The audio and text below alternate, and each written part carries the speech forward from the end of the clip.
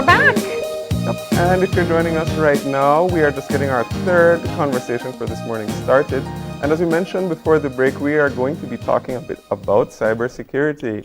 And joining us for this conversation via Zoom, we have Tony Neat, who is the CEO of GetSafe Online, which is the UK's leading awareness resource that gives security tips. Good morning, Tony. Gavin, good morning to you. From a very wet and cold United Kingdom, it's fantastic to be with you and all your smiling faces. Oh, well, it's great to have you here, and it actually is a bit cool and wet here, at least for Belize. Gavin, you don't know what cold is until you come to Wales. My first question is, Tony, is this a secure connection we have here? Well, we live in hope, don't we? You know, we can't guarantee everything, but we can put everything in place in order to try and be as safe as we can. Yes. And you know, let's just jump right into the conversation. GetSafe Online is really trying to build awareness globally about the risks that exist with our online activity. And I have to be honest, I think it's one of those things that it comes so second nature for us to just get online and do anything that we don't necessarily stop to think about how much we are protecting ourselves or information. Do you know, you're dead right, and from doing this work now around the world, I've realized that the threat and the risk is the same in every country I go to, whether it's a small island in the South Pacific, whether it's the Caribbean or the United Kingdom. The risks and the threats are the same. And what I find is that people aren't really interested until it happens to them or to happens to a friend or a relative of theirs. But, you know, I'm a passionate believer about the internet. But I'm even more passionate about people being secure. And I think there are some simple, easy steps people can take to make themselves a lot more secure than they are at the moment. Yeah. What's the biggest mistake that you find people make? I think it's, there's a number. First of all, it's passwords. I think people use one password, a simple password, when really they should be using a more complicated password and a number of different ones. I always relate it to something like a key. We haven't got a one key for everything that we do in our lives, even though it would be nice and easy to do so. So we've got different keys for the front door, the back door, the shed, for the cupboards, for our phone. We've got keys for our cars, keys for our businesses. If we had one key and we lost it, we'd have to change all the locks. It's exactly the same when it comes to passwords. Security software is really important, making sure that we update our operating system and being careful about what we say and what we put online. It's one of the biggest things that I've seen in Belize is the concern over bullying and over threats that are done online. So these are the things we've got to be aware of. We've got to protect our identity. We've got to protect ourselves when we're shopping. Yeah. That's so interesting how you liken passwords to keys.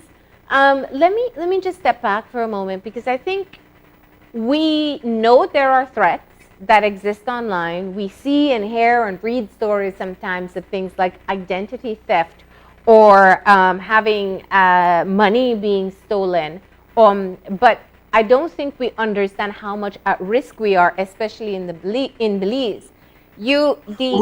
The GetSafe Online campaign is reaching out throughout the world, as you said, and even the Caribbean. You're looking for ambassadors. Is the threat level the same for us here as it is everywhere else? Do you know it is? The threat is just as big if you're sitting in your home in Belize as if you're sitting on an island in the South Pacific or sitting in the UK or America or France or Germany. The criminals are getting very clever to what they're looking to do, and the risks are there. But I think, as I've said, the internet is a fantastic place. Yeah. Millions of interactions and transactions successfully conducted every single day. We hear about the horror stories. But we can get around those horror stories. And yes, there are always going to be people who are looking to abuse us, looking to steal from us, looking to defraud us. But what we've got to do is put things in place so we know we're safe and pass on that information to our friends and our family. Yeah. The identity theft portion is one of the things that very often can happen. You don't even know. How can a person check to see if their information has already been stolen and is being used online? Well, check with your banks, first of all. Keep an eye on your bank statements. I don't know whether you have credit check-in agencies in Belize. You probably have. Maybe link up to one of those and see what's happening. But it's about prevention and curing the problem that we see. So, yes, it's interesting to find out if you've been a victim. But what we've got to try and do is protect ourselves from becoming a victim. So all the necessary precautions. In Belize, you actually have now a Get Safe Online dedicated Belize website. It's getsafeonline.bz, and you can go there and get all the tips, literally hundreds of pages of different things that you can find out about and know how to protect yourselves. So I thought it was absolutely fantastic when we had the opportunity with a grant from the Foreign and Commonwealth Office within the UK to come across there. And what I realized when I got across to Belize was, guys, you know what you're doing. There are some real good experts and knowledgeable people that are doing this, and all that we're doing is sharing that information back and forth. We learn from you, you learn from us. It's a great educational resource throughout the whole of the Caribbean. Yeah. Now, it's also looking at things like misinformation and also how to differentiate between the sources that you access for information. I think I'd love to say there's a silver bullet for misinformation, fake news as they call it. And that appears in everything, in politics, in medicine, in art, in just daily life. We see people coming out with things that have got no credibility behind them. Nobody, what you need to do is go to well-trusted sources, organizations that have done their research, professors, doctors, scientists who know what they're doing and what they're talking about, coming to organizations like yours that do their homework before they get some expert on to talk about it. Don't listen to Mrs. Smith down the road who just happens to have an opinion, though everyone's entitled to their opinion, and I'm a massive supporter of freedom of speech, but that doesn't mean that you can't do your research to find out what that fake news is that's coming through, possibly on a daily, if not even an hourly basis. Yeah. And one of the biggest issues when it comes to fake news is the easy spread, or I'll say transmissibility, or spread through things like social media. Yeah. And the use of social media is also one of the things which GetSafe is trying to tackle. Can you talk a little bit about some of those risks, especially considering how widespread and prevalent social media use is? Well, look, in Belize, as in the rest of the world, we're on these social media channels, Get Safe Online, Facebook, Instagram, YouTube, TikTok. They're all areas that we provide information, but there are also areas where there's a lot of fake information out there. But and I'm not saying don't look at it. I'm just saying be informed, know that there's genuine information out there, and there's people with an agenda. Now, I'm not going to make a decision onto what that is. I'm afraid someone else has got to make that. But as long as you do the research, but let's be honest, social platforms, social media platforms have been a fantastic advancement for us. Our children, our family, keep in contact. I've got no relations in Belize, though I'd love to, because I know your scuba diving is unbelievable. I'm a big scuba diver. So, Gavin, keep your spare room free, because I'm going to come across and stay with you to go to be on your show live, and also to go scuba diving. So you've got to be aware of these social medias and what you're listening to. And though a lot of these people are speaking from the heart, they may not have the full vast experience to give good information. But social media is really important, but we've got to put it in its place. So, Tony, tell us a bit. You said that you look forward to coming to Belize. How did Get Safe Online? Why did you decide to build a presence here? And what's the campaign looking like? Well, in 2019, we were asked to do a number of websites and a lot of work on awareness raising in the Caribbean. Mm-hmm. And after a couple of months, we realized that Belize is one of the areas that we should have been involved as well. So we added that to our list, and it's been fantastic. We've got an Ambassador Day coming up on the 24th, and we're asking all community leaders and business owners if they'd like to book a free online safety session with some of our ambassadors. Those ambassadors are anything from school teachers, nurses, office workers, police officers, and they give their time up free to educate members of the Belize public, to educate them on how to be safe and secure. And as I say, on the 24th is Ambassador Day. And if you need to know more, go to the Get Safe Online website, put in ambassador, and you could become an ambassador or find out where you can go to one of those sessions. But Belize is one of the greatest places we go to there. You're hungry for information. You've also got those experts. So it's brilliant being with you this morning. Yeah. So you still you have Belizeans signing up to be ambassadors promoting internet safety. Absolutely. We've got a number of them at the moment. We're looking for more, and we're looking for those to give out presentations. We provide all the information that you need, all the education to bring yourself up to speed in relation to what we're doing. And then you're giving back to the community, which is what I've always tried to do. You know, my whole family is like that. I've got a wife who's a nurse, 3 daughters who are nurses and teachers. And I think there's nothing better than giving back to the community. And people, if they want to, and I know that they're very giving in Belize. If you want to be part of this, please come to the website and join us. How do you measure the impact as to how many people have been educated or now aware about internet security and potential threats?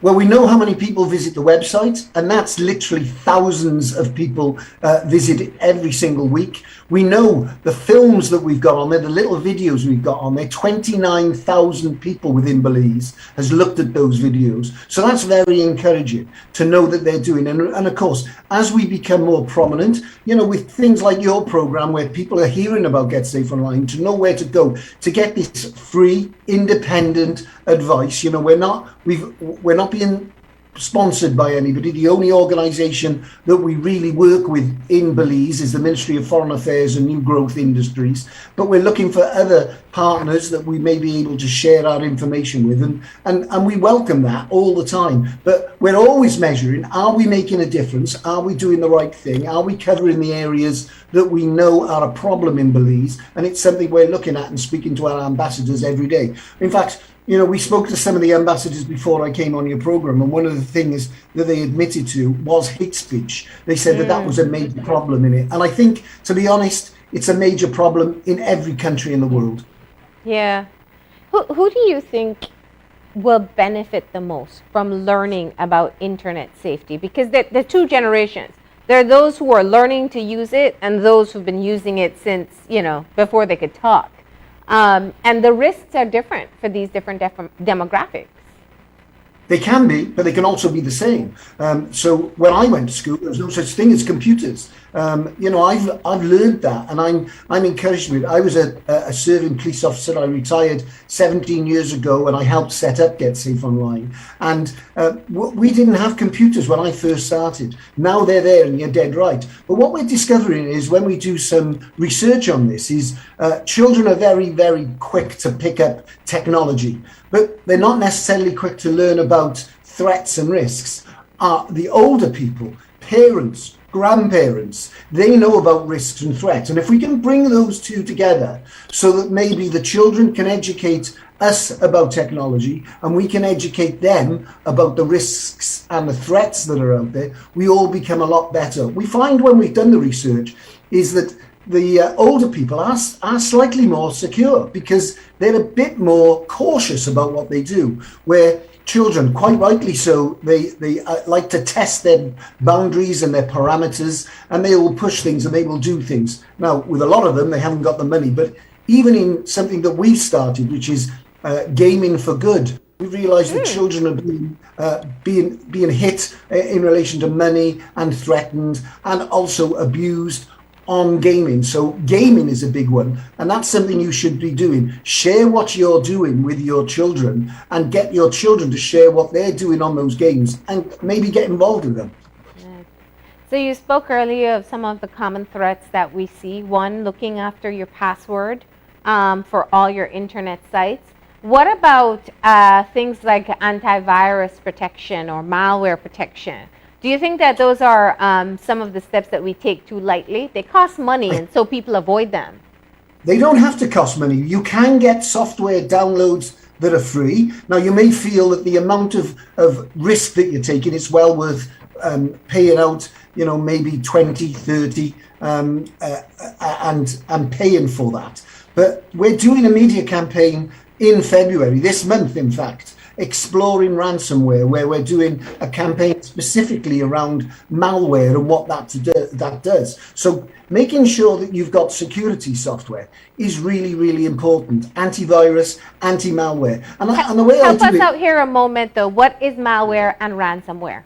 It's little bit of code. It's a bit like having a virus. So you've got a virus in you and you become ill. It's exactly the same when it comes to computers. There's a little bit of code that's brought in either from a website or from your email, and that will affect your computer. In the worst case scenario, it will literally lock you out and you'll get a ransom demand to say we will open up your computer. But it can also affect the little things in when you're working in relation to it. So it's being aware of that. And I've talked to lots of people, and they said to me, Tony, I bought my computer and it didn't cost me a lot of money. In UK schemes, it was £400 or £500.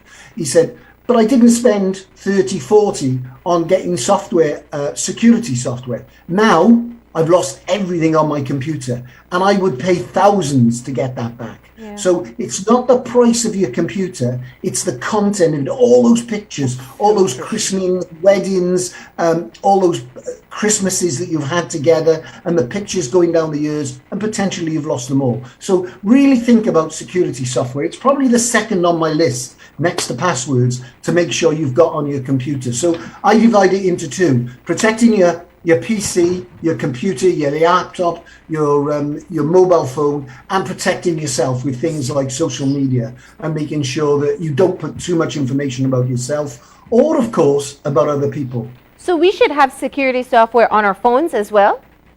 Yes, I think if you're using, I don't know what the prevalence is in Belize, but there's basically two around the world. There's Android phones and there's iPhones. Now, iPhones are quite relatively safe on their own, but now most of the Android phones that come out with security. But if you've got an older Android phone, come to the Get Safe Online website and have a look at what you should do. You should download security specifically for your phone, because that can be compromised just like your desktop or your laptop. And here's another one that I know that's really common. How many of us don't look for free Wi-Fi with open access? You have a warning on your site saying not because you can connect to it means it's safe, and you're laughing, but we do it. You're better informed. Of course we do. We all do it. We all want something for free. And I'm saying, okay, if you're in a cafe, you don't know who they are, and remember the name that they use could be any name. So it could be a well-known security company. I know that you had, was it Digicel on before me? They might be providing it, but there's no reason why a cafe can't call their hotspot Digicel. So you think you're on Digicel, but you may not be. So you've got to be careful of that. So if you're going to use it for an old session, surfing the internet. But please don't go on to these wireless connections and do your banking, or the big one for me is your emails, and putting an email in, because an email, the information that people can gain from your email if they got access to it via your password is immense. And we've seen hundreds of thousands of pounds being stolen from people because their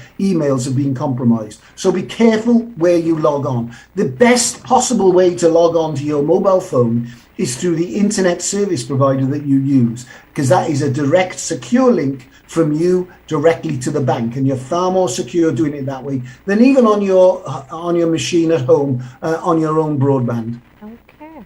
All right. So those were three things that we have learned, perhaps that we did not consider before. Anything else that you would tell us based on what you have found out about or internet usage here in Belize that you think we'd need to know?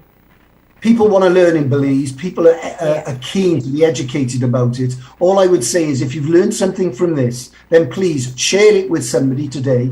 And if you haven't gone to the getsafeonline.bz website, do so today. Have a look and see what you think. It's free, it's impartial. Pass it on to somebody else that you know as well. And if somebody wants to be an ambassador, they can sign up on that website as well?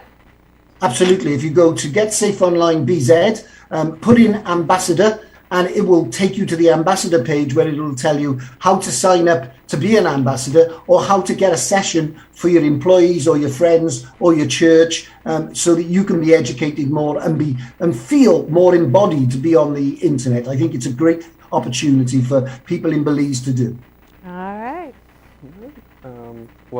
Tony, thank you so much for sharing all of that information. We definitely appreciate it, and I think we've all gotten a bit wiser. Now, I'm a little bit nervous, but oh, for sure. You've made me a bit nervous, but I'll just go and double check my software now. I'm sure you will, and I'm sure you'll be very secure. Any problems, you can give me a personal ring. All right. We appreciate it so much. And of course, people can find out more through the website. There is a specific Belize website, getsafeonline.bz. And you can even sign up to be one of their ambassadors and help to spread information about internet safety. Tony, we appreciate you taking the time today. And next time you're here, whether it's scuba or at least or whatever other visit, you can join us on set. Melanie, it's been lovely talking to you and to you, Gavin. Have a good day, and listen, all your watchers, please keep safe. All right, thank you too. And with that, we're going to go ahead and take a break. When we come back, Gavin's going to tell us what's trending. So please, stay tuned.